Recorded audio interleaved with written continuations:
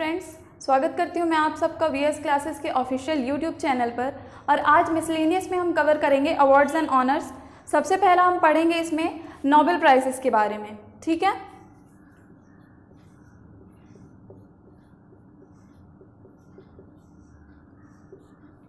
Nobel prizes के बारे में, ठीक।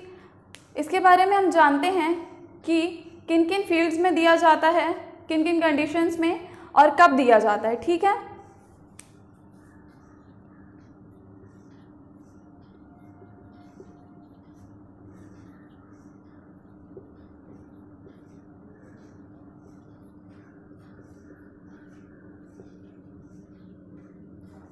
ये ऑनर इनके नाम से, अल्फ्रेड बर्नहार्ड नोबेल के नाम से दिया जाता है, जिनका जन्म स्वीडन 1833 में हुआ था, ठीक है। 1833 में जन्म हुआ इनका।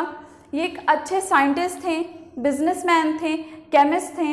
इनको वेपन्स बनाने में बाद में इंटरेस्ट आया, ठीक है। तो इनके बारे में बात करते हैं। 1833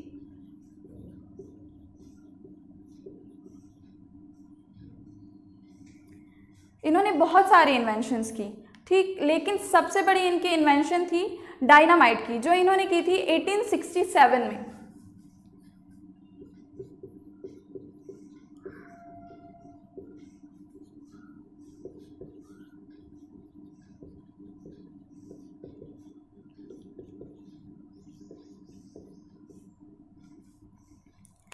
ये डायनामाइट बनाने के पीछे एक बहुत लंबी स्टोरी है, जिसके बारे में हम आज बात करेंगे।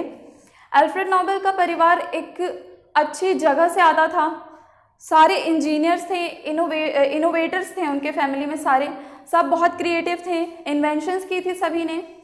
तो अगर उसी फैमिली के अल्फ्रेड नोबेल हैं तो उनमें भी ये खूबी आई थी, ठीक। कई जगह ये लोग बिजनेसेस चलाते थे। इनकी फैक्ट्री थी एक जगह पे, वहाँ पर बहुत बुरी दुर्घटना हुई, जिनमें अल्फ्रेड नोबेल ने अपने भाई और बहुत से वर्कर्स को खो दिया। नाइट्रोग्लिसरीन नामक एक ज्वलनशील पदार्थ होता है, जिसकी वजह से उनकी फैक्ट्री में आग लगी और इनके भाई और बहुत सारे वर्कर्स की डेथ हो गई, ठीक। उसके बाद से इन्होंने सोचा, अल्फ्रेड नोबेल ने, कि क्यों ना हम उस विस्फोटक का यूज़ पॉजिटिव वे में करें, उसका कुछ वेपन बनाएं ऐसा कि जिस पे हम कंट्रोल कर सकें, हम उसे अपनी मर्जी से कंट्रोल कर सकें, ठीक। उसके बाद उन्होंने डायनामाइट का आविष्कार किया। दुर्घटना हो गई, भाई की डेथ हो गई, वर्कर्स की डेथ हो गई, डायनामाइट बनाई, ठीक। लेकिन उसके बाद एक दिन अल्फ्रेड नोबेल जो हैं न्यूज़पेपर पढ़ रहे थे, तो उसमें एक न्यूज़ पढ़ी उन्होंने। क्या थी?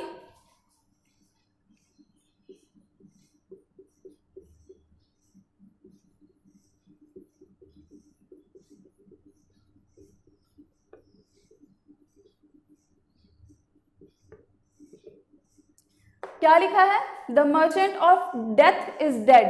मतलब जो अल्फ्रेड नोबेल थे ना, उनके भाई की मृत्यु हुई थी, लेकिन जो जर्नलिस्ट था जिसने ये खबर छापी थी, इसका हिंदी मतलब मैं बता देती हूँ, मौत के सौदागर की मौत।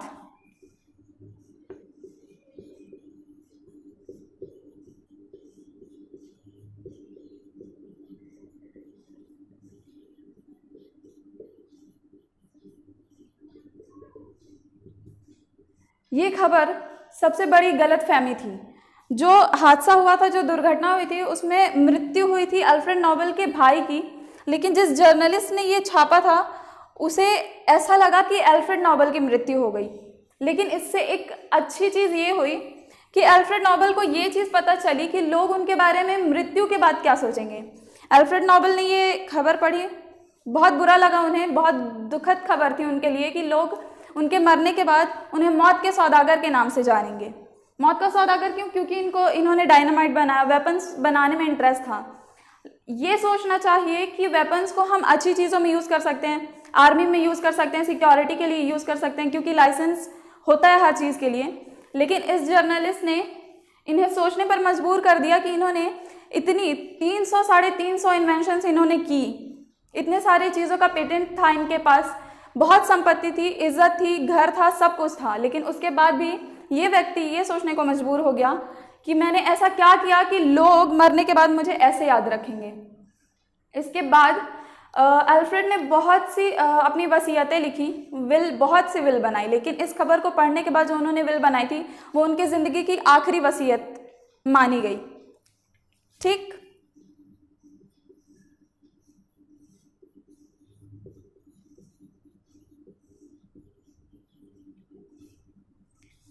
1896 में 10 दिसंबर को अल्फ्रेड नोबेल की डेथ हो गई। उन्होंने जो मौत के पहले ये खबर पढ़ने के बाद जो विल बनाई थी उन्होंने, वो कोर्ट के पास थी, क्योंकि उन्होंने शादी नहीं की थी, घर परिवार नहीं था, तो उन्होंने अपने विल को कोर्ट में दिया था। जब इनकी मृत्यु हो गई तो उस विल को खोला गया। उस विल में अल्फ्रेड ने आदेश दिया था कि उन्होंने पूरी ज़िंदगी जितनी भी कमाइयाँ की हैं, जितनी भी संपत्ति है, उसका 94% जो हिस्सा है वो लोगों के अच्छाई के लिए, मतलब जो ग्रेटेस्ट बेनिफिट ऑन मैनकाइंड होंगे ना, जिन्होंने अलग अलग फील्ड्स में अचीवमेंट्स की होंगी, ये पैसा, ये धनराशि उनको पुरस्कार देने में लगाई जाए। ठीक है, किन्हें?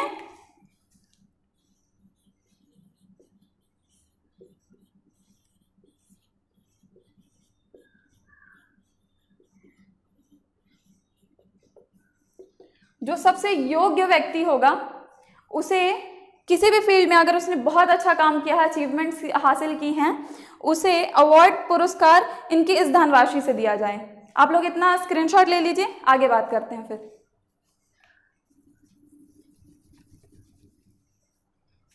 तो अभी तक हमने बात की कि 94% अल्फ्रेड ने दिया था अपने आप को याद रखवाने के लिए कि मैंने एक अच्छा काम किया है, जो भी संपत्ति मैंने जमा की है वो लोगों की अच्छाई के लिए जमा हुआ है। ठीक,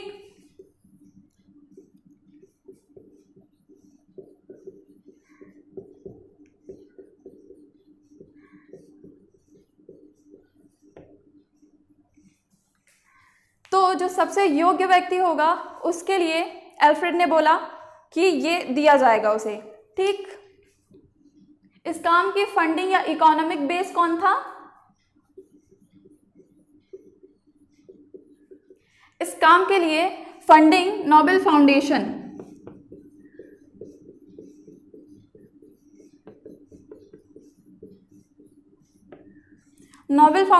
जो विल बनाई थी ना अल्फ्रेड ने, उसमें उन्होंने मेंशन किया था नोबेल फाउंडेशन के बारे में, जो इसका इकोनॉमिक बेस होगा, जो इसकी रिस्पॉन्सिबिलिटी लेगा हर साल जो पुरस्कार वितरण होगा। ठीक, आगे हम बात करते हैं कि किन किन फील्ड्स में नोबेल प्राइजेस दिए जाते हैं और उसकी कंडीशंस कुछ। ठीक,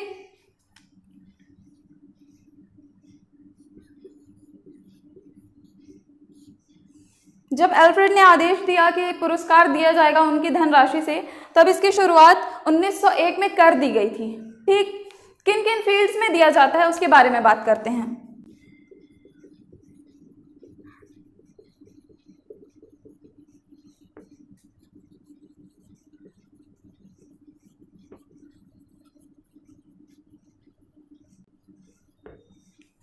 जब इस अवार्ड की शुरुआत हुई थी 1901 में, तब ये 5 फील्ड्स में दिया जाता था: फिजिक्स, केमिस्ट्री, मेडिसिन, लिटरेचर और पीस। ठीक, इन 5 फील्ड्स में लोगों को अवार्ड दिया जाता था, लेकिन आगे बढ़ते बढ़ते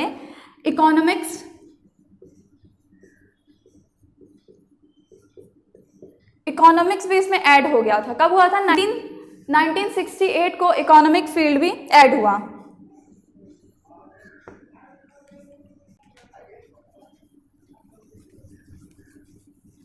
तो अभी हमने बात की कि फिजिक्स, केमिस्ट्री, लिटरेचर, पीस और मेडिसिन के फील्ड में ये अवार्ड्स दिए जाते थे। बाद में 1968 में इकोनॉमिक्स भी इसमें ऐड हो गया था। ठीक, लिख देती हूँ मैं यहाँ पर, आप लोग के लिए काम आएगा।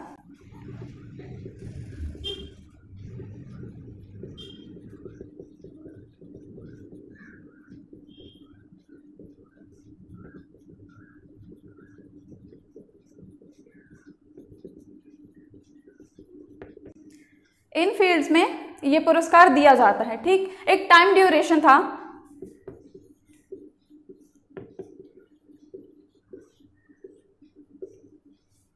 ये डेट्स को देख के शायद आप लोग को कुछ याद आ रहा होगा, सेकेंड वर्ल्ड वॉर। बस ये एक ड्यूरेशन था जब 1901 के बाद से इस ड्यूरेशन में अवार्ड्स नहीं दिए गए थे। बहरहाल आगे बढ़ते हैं। ठीक, और अब हम देखते हैं कि जो भी पुरस्कार जीतने वाला व्यक्ति होता है उसे किन किन चीज़ों से नवाजा जाता है।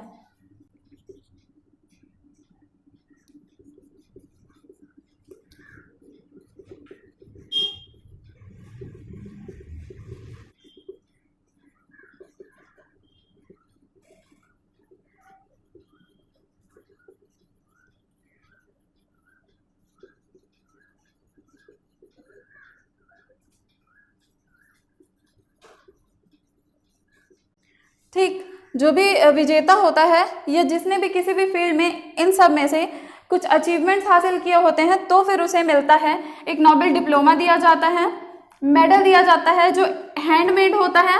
ठीक है, 24 कैरेट गोल्ड और 18 कैरेट ग्रीन प्लेटेड गोल्ड होता है। ठीक, एक डॉक्यूमेंट या सर्टिफिकेट भी दिया जाता है जो ये कंफर्म करता है कि उसे कितनी धनराशि मिली है। ठीक,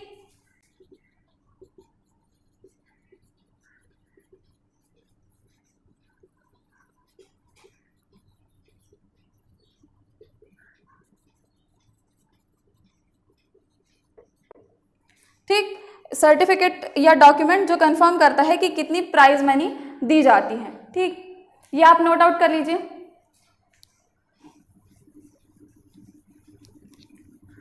इसमें एक और इम्पॉर्टेंट चीज है,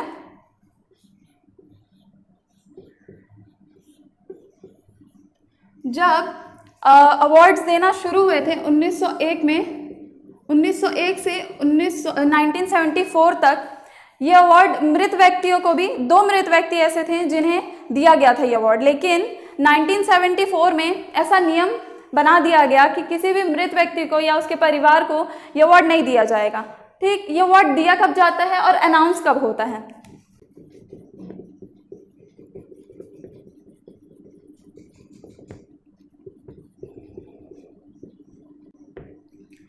अक्टूबर में इसकी अनाउंसमेंट कर दी जाती है और हर साल किनकी अल्फ्रेड नोबेल की पुण्यतिथि 10 दिसंबर के दिन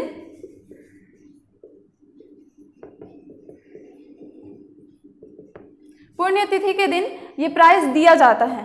ठीक, सबसे पहले बात करते हैं यंगेस्ट जो इस प्राइज को जीतने वाली थी उनके बारे में।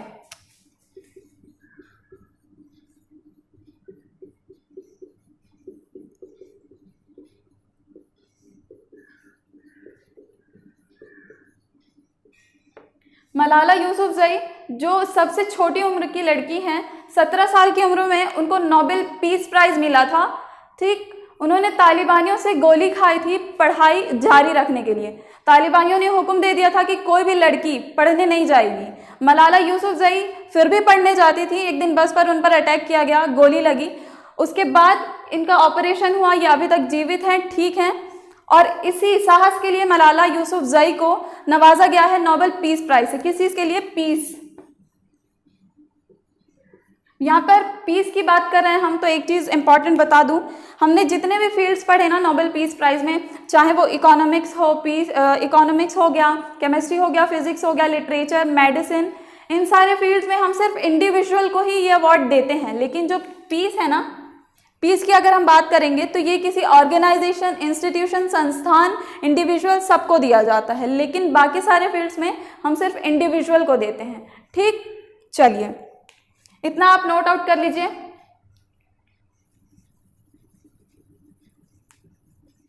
अभी हमने बात की सबसे कम उम्र की व्यक्ति जिसने ये अवार्ड जीता था। सबसे पहले व्यक्ति कौन थे?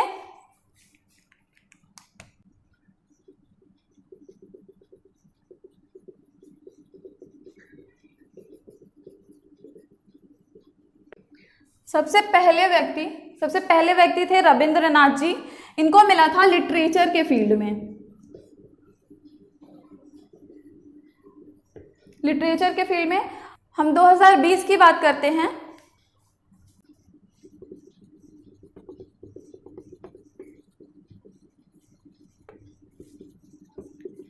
दो 2021 की बात करेंगे नहीं, क्योंकि हर साल ये 10 दिसंबर को दिया जाता है अल्फ्रेड नोबेल की पुण्यतिथि पर, जो अभी आया नहीं है। हम 2020 की बात करेंगे। अभिजीत बनर्जी को मिला था ये अवार्ड, नोबेल प्राइज।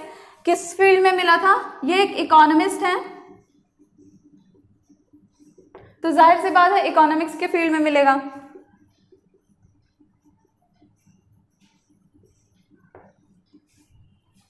चलिए आज के लिए इतना ही, धन्यवाद।